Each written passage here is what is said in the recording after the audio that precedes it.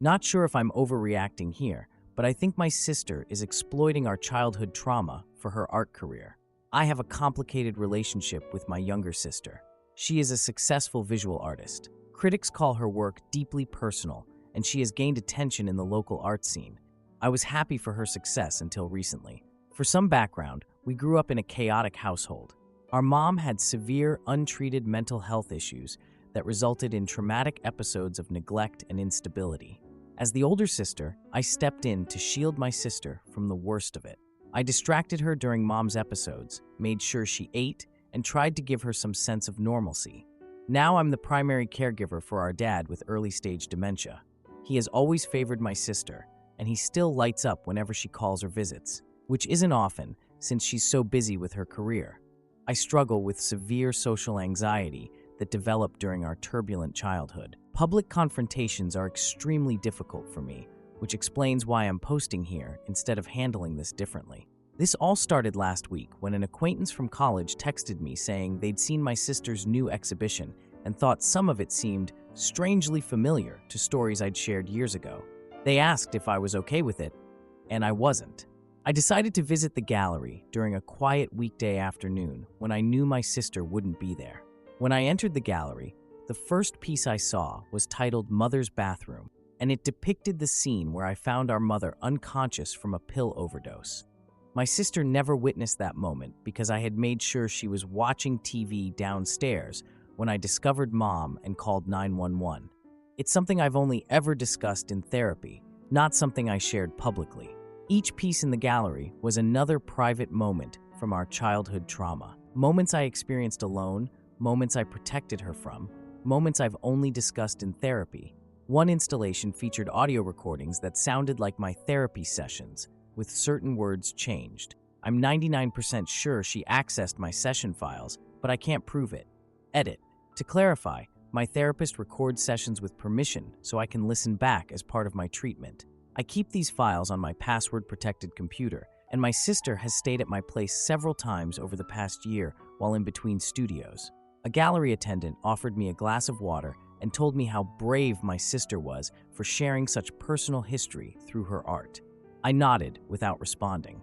I left the gallery and called my sister, demanding we meet to discuss the exhibition. She agreed to meet at a cafe the next day, but arrived 20 minutes late, irritated about being pulled away from an interview with an art blogger. When I confronted her about using our shared trauma without permission, especially moments I experienced alone, she dismissed my concerns. "It's my history too," she said. "Art requires vulnerability. Maybe you could benefit from being less private about the past." I asked about the audio installations.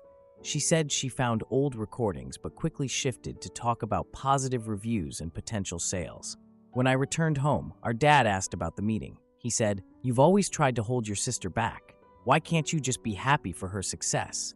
I felt hurt after everything I've done to care for them. I've barely slept since seeing that exhibition. I keep thinking about those pieces, moments I never consented to share with the world. My sister has taken my most private pain and used it for her success, while I'm still in therapy trying to process it all. The exhibition runs for another month, and there's talk of a book deal featuring her artwork. Confronting her again seems pointless based on her reaction, and taking any public action would trigger my anxiety and risk alienating what little family I have left. I feel violated and betrayed by the person I spent my childhood protecting. I shielded her from our mother's issues only for her to exploit those experiences for her career advancement. Yet I wonder if I'm overreacting, if this is just what artists do, as she claimed. I just don't know how to handle this situation. Am I overreacting about my sister, using my trauma as her artistic inspiration? I feel lost and don't know where to turn or what my next steps should be. Now for the first update. I don't know where to begin with how helpful your comments were on my last post. After a couple days, I decided I couldn't let this situation with my sister continue. It's been 2 weeks since I discovered my sister's exhibition featuring personal moments from our traumatic childhood. Things have gotten more complicated. I received a printed invitation to the gallery's closing reception next week. It said a major publishing representative would announce the artist's future work, so there's a book deal in the works. I couldn't bring myself to consider attending. My dad's dementia has worsened over these 2 weeks, which made it harder to focus on my sister. He's had more episodes of confusion and needed more attention. On his bad days, he asks why my sister doesn't visit more often, forgetting she rarely visited before this. I've been avoiding my sister's calls since our cafe confrontation. She's left voicemails that started defensive but shifted to, "We need to talk," and "clear the air."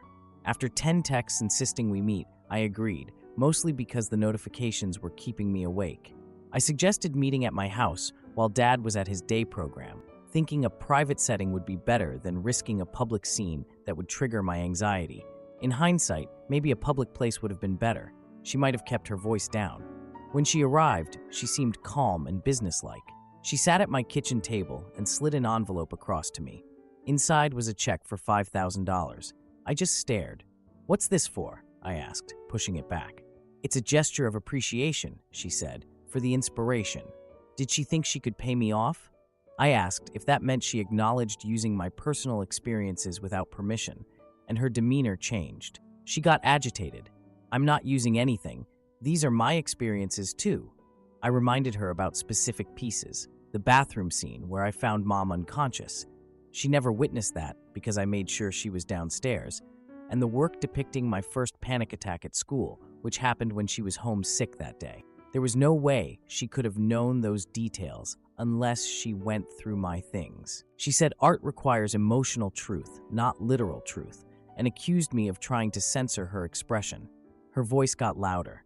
When I asked again if she'd accessed my therapy recordings, she grabbed her purse and left. Before she left, she said, "Most families would be proud to have someone turn their pain into something beautiful. The book deal is happening.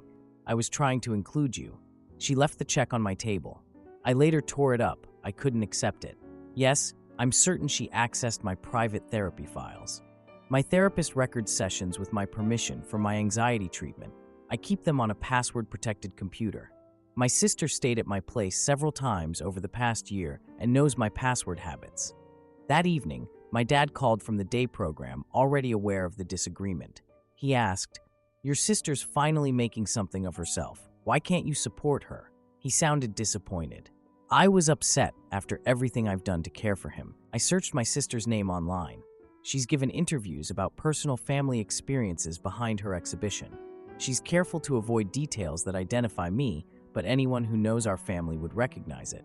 She presented herself as an artist processing family trauma, erasing my role in protecting her. A national art magazine ran the headline, "Transforming Family Trauma into Art, a Survivor's Story." It upset me. She positioned herself as confronting our past while painting me as the private sibling who remains silent. She never mentions that she's exposing my experiences. I feel trapped. A public statement would trigger my anxiety, and I'm not sure anyone would believe me. Staying silent lets her book go forward, revealing more of my private pain. I still have to care for our father, who takes her side and sees me as the villain for not supporting her. I know many suggested I go no contact, but that's not an option. My dad has no one else to care for him, and I can't abandon him. There are financial and legal complications with his care that make stepping away impossible. I reached out to a college friend who is an intellectual property lawyer. I wasn't sure if there was a legal basis to stop this, but I needed my options. We'll meet next week to discuss approaches, though she warned these cases can be complicated. I don't know if I have the energy for a legal battle, but I can't allow her book to include more of my private experiences. A lot of you asked about evidence that she accessed my therapy materials. When I checked my computer's login history, I found logins during times I was out for my dad's appointments. The timestamps match when my sister was house-sitting. Some files had been accessed that I hadn't opened in months, and one recording was copied to a flash drive now missing from my desk drawer.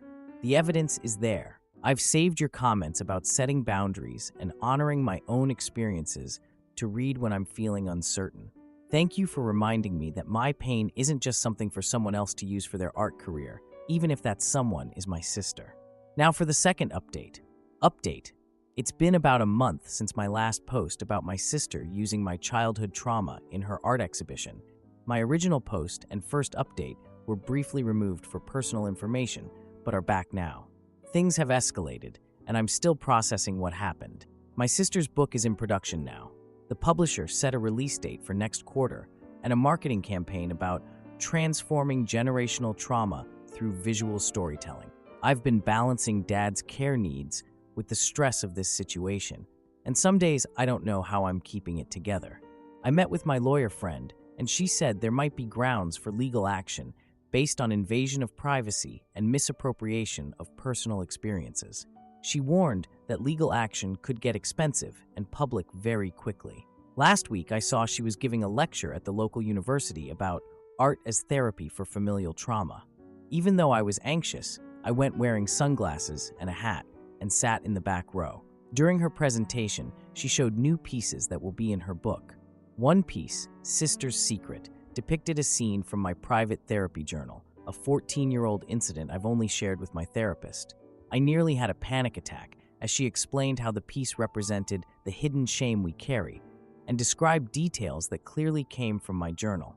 After most people left, I took off my sunglasses and approached my sister.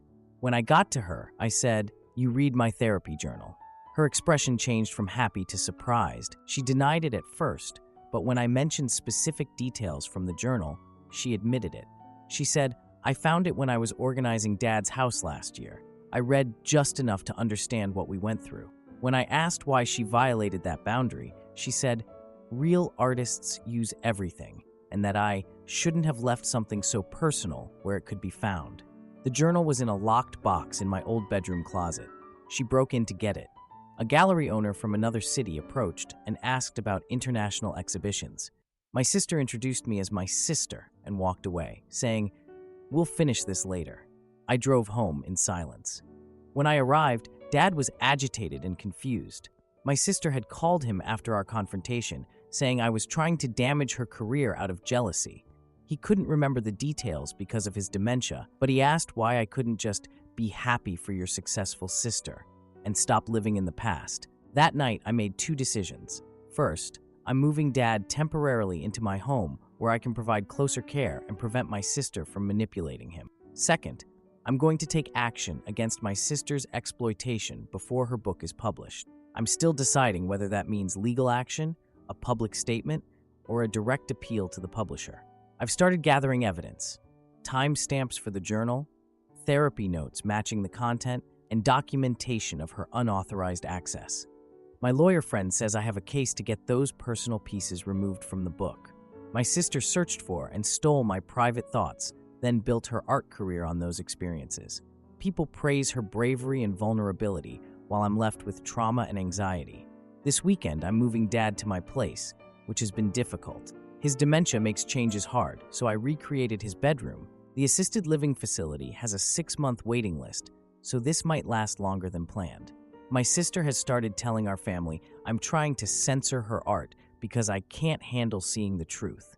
Some relatives are asking why I'm causing drama when I should be proud of her. My next step is a consultation with an attorney who specializes in privacy and intellectual property law next week. I'm gathering all my documentation. I don't want to take extreme measures, but I can't watch my private moments become content for books and gallery discussions. Your comments and support have helped. Any advice on preparing for the legal consultation or dealing with family would be appreciated right now. Now for the final update. Final update on my sister using my private trauma for her art book. To everyone who followed and offered advice, your support kept me going. After meeting with a privacy attorney, I had confirmation that I had grounds for legal action. She laid out options from a cease and desist letter to a lawsuit, but warned that court proceedings would become public record and could draw more attention to the personal details I was trying to protect. The lawyer fees would be substantial, but I was prepared to empty my savings if necessary. Dad has been staying with me for almost a month now. He still asks why I'm being so difficult about my sister's art. I've stopped explaining the situation. His dementia means he forgets the details within hours. Instead, I'm keeping his daily routine stable while figuring out my next move. After several sleepless nights, I decided to try resolving this without a public court battle. I contacted my sister's publisher and requested a meeting with her and their legal team. They agreed after I mentioned potential privacy and misappropriation claim.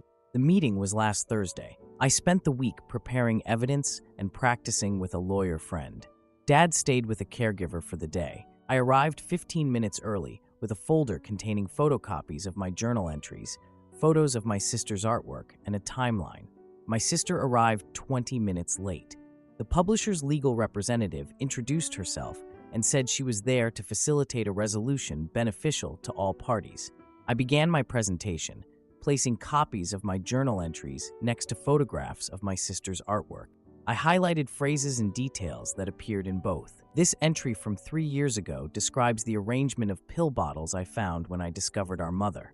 Note how this arrangement appears in the piece titled Mother's Bathroom. And here, this description of the tile pattern I saw from where I was kneeling. It's the same in the artwork. I continued through 7 examples. The publisher's lawyer took notes. My sister tried to interrupt several times. "That's not how copyright works," she said. "You can't own experiences we both." "Please let your sister finish," the lawyer said.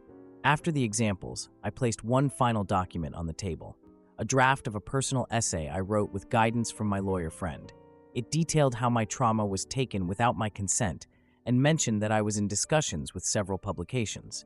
"I don't want to do this," I said to the publisher, "but I will share my story in my own words if you publish these works without my consent." Then the publisher asked for a brief recess. They left me alone for nearly 40 minutes. My phone buzzed with a text from Dad's caregiver saying everything was fine. When they returned, my sister wouldn't look at me. The publisher proposed a compromise: remove the 7 pieces and add a disclaimer stating the work represented the artist's perspective on shared family experiences. They also said marketing materials would focus on artistic merit rather than the real-life inspiration angle. My sister nodded when asked if she agreed. The publisher's lawyer drafted an agreement that we all signed before leaving. I got a copy for my records. Outside the building, my sister spoke to me. "You've ruined everything," she said. "Dad was right about you always trying to hold me back." I didn't respond. We parted ways, and I drove home feeling relieved and emotionally drained. Over the next few days, I got texts from extended family asking what happened. My sister told them I'd forced the publisher to censor her art out of jealousy. A few relatives suggested I should be more supportive. I stopped responding. Defending myself just drags out the drama. The book will still be published without the pieces that exploited my journal entries. My sister's exhibition is continuing its tour, and the publishers have adjusted marketing materials to remove references to transforming shared family trauma. Dad is settling in well here. The assisted living facility wait list is long, and I'm glad to have him where I can protect him from manipulation. His condition seems more stable with our routine, and he sometimes has moments of clarity where he understands that something serious happened between his daughters. I've started seeing my therapist twice a week instead of once. We're working through the original childhood trauma and this new layer of betrayal. She suggested I might write about my experiences someday, in my own words and on my own terms. Maybe I will, when I'm ready. Edit. A lot of you asked about the journal and whether I got it back. I didn't. My sister claims she doesn't have it anymore, which I suspect means she destroyed it. I've started a new journal with a lock that stays with me at all times. Looking back at my first post about my sister stealing my trauma for her art, I barely recognized the person who wrote it, someone overwhelmed by anxiety and feeling powerless. While things aren't perfect, I feel I've regained some control over my own story. If anyone finds themselves in a similar situation where someone is exploiting personal experiences without consent, remember, you have more power than you might think. Standing up for yourself can be frightening, but it's worth it for your well-being.